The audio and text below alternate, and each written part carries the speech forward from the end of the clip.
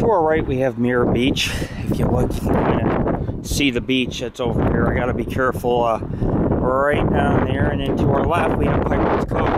Obviously, it's treacherous. You can only imagine how many ships were wrecked, or how many ships got these rocks up here. But I'm gonna go ahead. I'm gonna stand at the end of this hill or this cliff and look down. It's something I've always wanted to do. I mean, the Pacific Ocean, a lot of it's a rocky seashore, and you can kind of see right here it's kind of rocky, but it is a beautiful day. We're in the middle of February in San Francisco, and the temperature's about 70 degrees.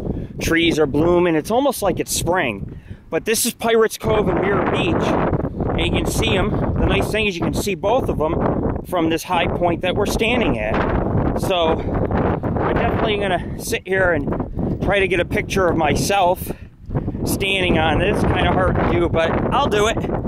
And the Paranormal Ghost Society, we're an adventure, paranormal, urban exploration type of group. So, you know, we basically do anything and everything. And that includes hikes, rock climbing, looking for anything strange and odd. Doesn't even have to be the paranormal. But you can kind of get an idea of what the Pacific Ocean's like.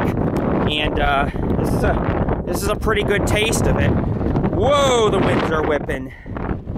And you can almost walk down to the beach just taking this trail all the way down to the end of the rocks. Beautiful scenery, beautiful drop-offs. One slip and fall and you can kiss your keister goodbye. But anyways, this is Lord Rick of the Paranormal Ghost Society standing out in front of Pirates Cove.